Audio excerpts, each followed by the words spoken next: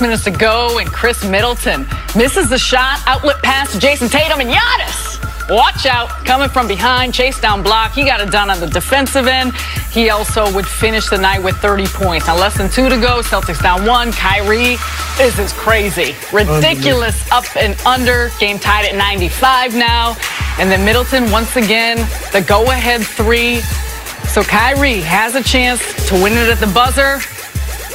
No good, though. Bucks would win this one 98-97. Kenny, what did last night tell you about the East? I think that last night told me that the East is going to come down to these two teams. I mean, as closely contested as that game was, I really like what the Milwaukee Bucks are, especially defensively. And then, of course, you're talking about them having the best basketball player in the conference in Giannis Antetokounmpo. I know you said you have him right there at the top of the MVP race this year. I mean, I guess it's going to come down to him and James Harden more than likely.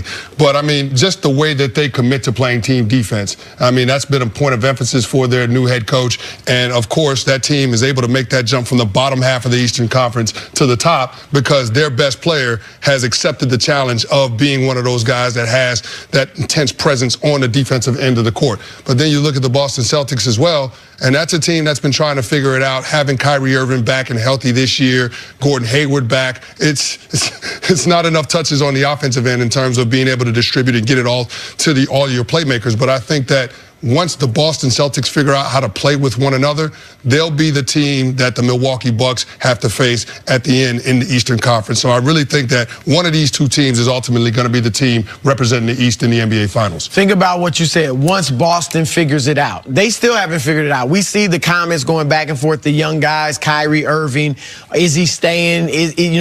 Are the young guys happy with their roles? All of that is out there, and they still went into Milwaukee and almost beat the Bucks. The Bucks had the second best home record in the league. They almost beat them on their home floor. People looking at Boston's 5th seed and thinking, oh, this is a bad year. They're not what we thought they were. No, they're going to be there. They're going to be a tough out. I put Toronto on the level with these two teams, but I like what Masai Ujiri did in trading for Marc Gasol at the deadline, too. I think that was a good move. That's a nice move. So. Yeah. Boston, I would not be the least bit surprised if Boston wins the East. I'm picking Milwaukee with a little hesitation. I think any pick in this conference you're hesitant because they're all so close. But Boston is going to be right there. And then Milwaukee, you mentioned the defensive end. I mean, they're the only team in the league in the top 5 in both offensive and defensive efficiency. And what I like about them that you don't see with other teams, the ball finds the open man late in the game. Giannis is, for all that the other things he brings, he's the 3rd leading scorer in the league in the 4th quarter. But in the 4th quarter, they're not all Giannis all the time. They're not predictable. You saw Eric Bledsoe score a big bucket late on the drive to the basket. Chris Middleton hits the big 3-pointer with 32 seconds left. Other teams, we know it's going to Kyrie. We know it's going to Kawhi. We know it's going to LeBron. We know it's going to Harden or whatever. I like their equal opportunity feel at the end of the game, even though you do have a superstar, it makes them less predictable. I couldn't agree with that more. And I think you look at a team like Milwaukee, and I agree with your points on Boston, but what Mike Budenholzer has done and changed the complexion of how they play offensively, they're shooting so many more 3-point shots, and they haven't changed the team much. So the composition is the same. The core is the same. You've got Giannis, Chris Middleton, Eric Bledsoe, Malcolm Brogdon, who have been together for a long time. But I think the pickup of Brook Lopez and Ersan Ilyasova, of course, how many minutes is he going to play? Nikola Mirotic. You've got 3 bigs that you could play next to Giannis. So what does that do? That stretches out the floor. It opens up the floor. Giannis's biggest strength, of course, is getting to the basket, how he scores in the paint. He doesn't need to shoot from the outside because now they've got players that spread the floor, balance the floor. I think there's such a threat on the offensive end now. To your point, the balance, everyone on that team has the ability to hit big shots. I believe they have the confidence to do it. And then defensively, when you've got a lockdown defensive team that does so much with their length, their versatility, their multi-positional. I mean, really, you go down the look of their lineup and they can guard 1 through 5. They can switch. I'm really impressed with what they've done so far this season, and it's going to be fun. The tough part is these two may be seeing each other in the conference semifinals. If Boston ends up in the 4 seed. Yeah, well, either way, I think the Bucks realize they're going to have to deal with the Celtics at some point after how last night's game unfolded because, I mean, we were just a foul away from Kyrie Irving Irving going to the free throw line and putting 2 in and icing that game. But in terms of the Milwaukee Bucks and how they play, Sarah, you mentioned it. You talked about their offensive efficiency and how that's improved this season. I think that's a product of what they do on the defensive end of the court. And their ability to be able to match up with different people and being able to switch on pick and roll situations. I think that based on how today's game is played, I think they have enough versatility on that side of the court where they can neutralize whatever schemes, whatever personnel that groups that the opposing team is marching out there. And then, of course, being so good on the defensive end is going to lead to opportunities in transition on the offensive end. And so I think that's why we've seen this team take the next step. It starts with the defensive side of the court and everybody on the court committing to playing team defense, because not everybody wants to play defense. Right. Defense is not fun. Defense is ultimately effort and want to, but I think that Mike Budenholzer has done that. He's gotten those guys to buy in, and that's why they're having the success this season. Quickly, the one question about Milwaukee is the lack of experience going deep into the playoffs, because Boston has it not only in going to the 7th game last year with Eastern Conference Finals without Kyrie, but obviously Kyrie has won a championship and been to the finals plenty of times.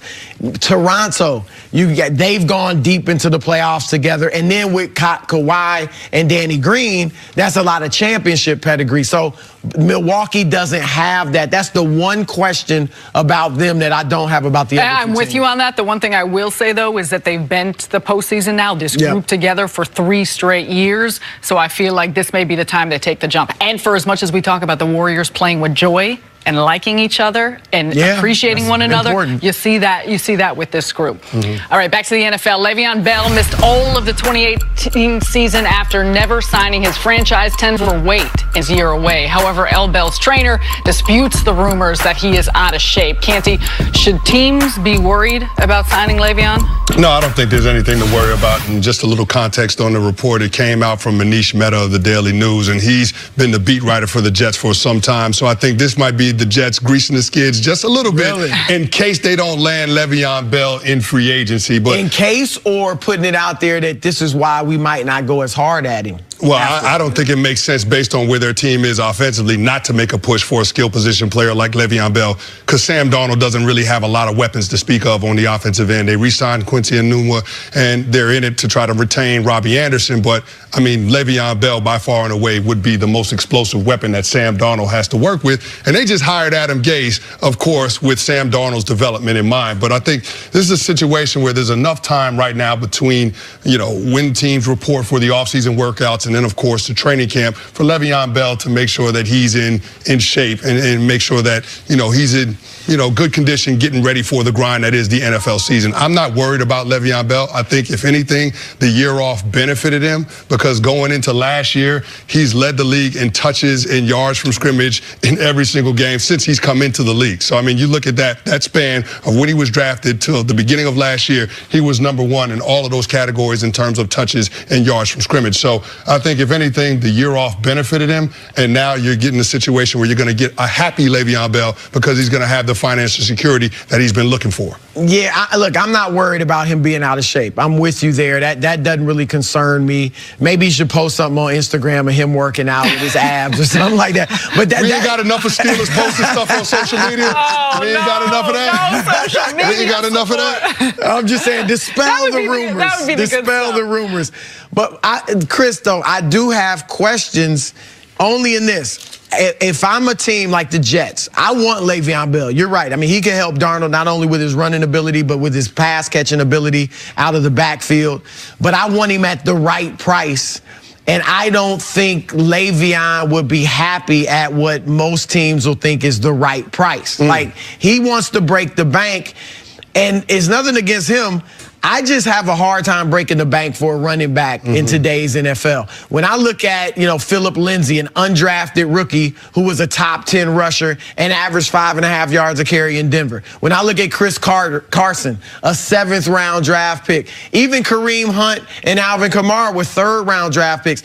I think I can get a really productive running back who maybe he's not quite as good as Le'Veon, but with the price is so much less that I think I can get somebody. Even in Pittsburgh, James Conner maybe, he wasn't as flashy as Le'Veon, and I'm not saying he was as good as Le'Veon, but his production was better until he got hurt. He averaged more yards per carry. He had, in only 13 games, he had more touchdowns rushing than Le'Veon ever had in a season. He averaged more yards per carry on catches. He didn't have as many catches. He had a good amount, 55, but he had more yards per catch than Le'Veon has in the last 3 years. Le'Veon only averaged 4 yards a carry in his last year with the Steelers. So, would I give him something close to Todd Gurley money? Maybe. But I don't know if that's going to make Le'Veon happy. That's my only concern. You see reports he wants $50 million in the first 2 years. I saw one, Manish's report said $48 million first 3 years. That's the only thing that scares me. And is he going to be happy if he doesn't get that money? Well, here's the thing. I think the price will be right for Le'Veon Bell because the Jets and the Colts both have over $100 million in cap space, and both of them had a need at the running back position. But here's where I'll say numbers will lie to you. When you're comparing the production that James Conner gave you to what Le'Veon Bell was able to give you in the seasons prior, Le'Veon Bell helped this offense in so many different ways that you can't quantify because he opens up everything for everyone. I remember when I was playing for the Baltimore Ravens and we were game planning for the Pittsburgh Steelers offense, the game plan revolved around stopping number 26, not number 84, not number 7. And so I think you have to understand the threat that Le'Veon Bell brings, not just as a running back in the backfield, but also as a receiver. So you might classify him as a running back, but he's a playmaker. And then you look at last year, the Pittsburgh Steelers as a team in their run production, they're one of the worst teams in the NFL. So, I mean, I understand that James Conner stepped in and did an admirable job, but, I mean, in terms of the comparison with Le'Veon Bell, there is no comparison, and I don't think there's any question that he's going to get his money from somebody in the NFL because he is a free agent, and I think that $45 million guaranteed, what Todd Gurley got last year, and a contract extension is going to be the going rate for Lev Bell. All right, coming up, did last night prove the Lakers are playoff bound? That's next on First Things First.